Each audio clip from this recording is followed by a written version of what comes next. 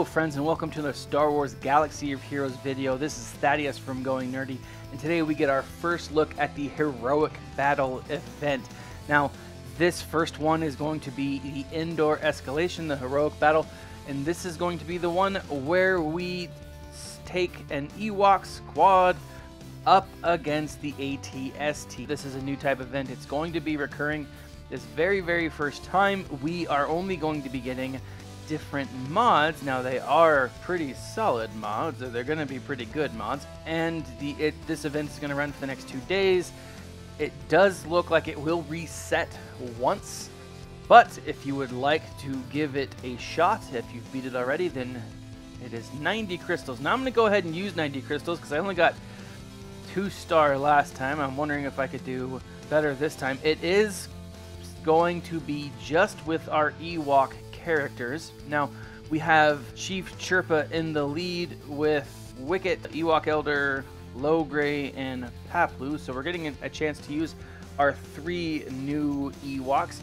What's interesting about this is all 5 characters are maxed out with abilities. Now they don't have mods on them, unfortunately, just abilities. But that does mean we are going to get to see the Ewok team in action, specifically with the mods. Now Chief Chirpa, specifically with the Zetas. Now Chief Chirpa's Zeta is Ewok allies gain 20% turn meter and deal 10% more damage whenever they perform a basic attack. These are halved for Ewok allies. These are halved for other allies. Whenever an Ewok ally uses a special ability, 60% chance to call another random ally to assist, or another random Ewok ally to assist. I am curious about Wicket's Zeta ability, the furtive attacks. Wicket gains 10% critical damage for each living Ewok ally and each stealthed ally. At the end of his turn, Wicket has a 50% chance to take another turn. This chance is reduced to 10% if the effect is triggered in the previous turn. Whenever Wicket scores a critical hit, all Ewoks recover 4% health and 2% protection. I think that's a really cool ability. Now what's neat about this is Wicket actually will start off with basic critical chance is at 45.9%, special critical chance is at 10%. So whenever he uses a basic attack, he has a nearly 50% chance without any mods to do a critical attack. That means your troops are always going to be getting health and protection up, and as we will see later on in this event, that is going to be super important. And Paplu has one. I'm not super impressed with Paplu's Zeta, but I am really curious to see what all these Zetas will look like together. So let's go ahead and get into this. This does play kind of like a mini raid. There are 5 different tiers, or 5 different phases. Throws down that if you want to attack, I played this last night, my brain was a little off because it started at 1 in the morning and I was just drained. But if you want to take out these guys first, I've debated on whether or not I want my next group of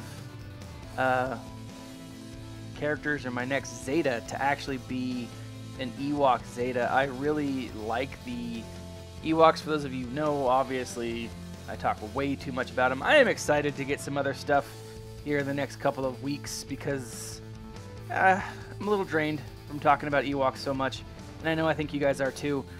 But I am really excited about this Wicket's ability, and it's pretty sweet. I like that gain health back, gain protection back, especially in tandem with Logray's ability. It's just really cool to see the survivability of this team and how effective they are. Holy crap, and that's just awesome to see. I know that you guys don't like Ewoks as much as I do, but that's sweet. Now, the second phase is kind of like phase 3 of the tank, where you see the ATST hiding. He will take a shot in the next little bit, unless I can, kill these troopers quickly. Last night I was I was totally out of it when I was playing this. Completely drained. Wasn't paying attention. I thought I was using my own characters, my own Ewok squad, and that was like, wow, it's crazy. Like, my Ewoks are doing so well, even if they're not ranked high enough. But you know, obviously, it turns out that that was not the case. But like, it's cool to see them do their thing. It's cool to see them. I actually put it on auto last night and didn't really have a problem with this at all. Really, I'm doing this second one simply because I want to see what a follow-up Zeta or mod will look like. If I'm debating on whether or not this is going to be valuable. If you spend 100 crystals, you can get some decent mods. Especially now with the mod challenge being 100% effective, or 100%, you will always get a mod, but you won't always get a gold mod, and that's what I see a lot of. I see a lot of gray and basic mods, and those suck. I mean, it's nice if you don't have any mods, or if you don't have enough mods to put those things on, but usually a lot of people sell them. If you have enough, you can make quite a bit of money off of the mods. But I think the Ewoks are a lot easier to recognize than the Jawas. I think there's a lot more that differentiates the Ewoks than the Jawas. I think, for me, that's easy to differentiate. But again, I like the Ewoks, and maybe if I liked the Jawas as much as I like the Ewoks, maybe I wouldn't have a problem understanding or recognizing who the Jawas are. So now, from some of the other people that I've talked to, or some of the other videos that I've seen today, it looks like we're going to this very first event that we see. We're obviously given these characters to play through or to play with, but in the coming events, we will actually need other characters, or we will need our own characters to use, or else we won't be able to do this. Now, obviously, if this is just tier 1 of this event,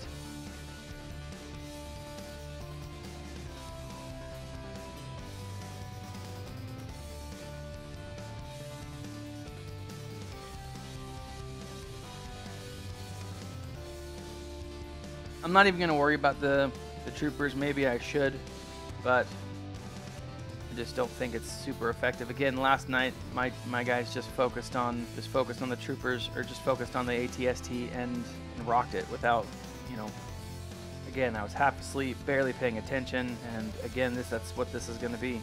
Look at that. They're just going. So here we are going to finish this pretty handily. I think once we get our own Ewoks, once they are 7-star, and once they are maxed out and with mods, I think this is going to be a pretty easy event to beat. This event will be only for Wicket shards, but that's not necessarily a terrible thing, especially if, just like collecting characters, a lot of people don't like the Ewoks. I've mentioned that before. We've talked about that before, and you guys have made it abundantly clear that you are ready for something else. Now, the month of July is almost over, and we are going to be getting more information on the territory battles here soon. We are also going to be getting more information on the Luke event that is going to accompany it, and we have the health processor mod starting at 1.25% defense, protection, 4 speed, 28 offense, 502 protection. Not bad. Leave a comment in the section below. We love to hear your feedback. What did you think about this final Ewok escalation event? What did you think about the new type of event, the heroic battle? Are you looking forward to it? Is it just another way that they're throwing characters at us? What would you like to see this heroic battle turn into? What would you like to see? Would you think other characters will eventually take the place of Wicket or be added to this? I like that idea. I hope that's the case. I hope this isn't just an Ewok event. I hope this morphs into other characters can be introduced through this. Leave a comment in the section below and let us know what you think. This has been Thaddeus from GoingNerdy, and as always, stay nerdy, my friend.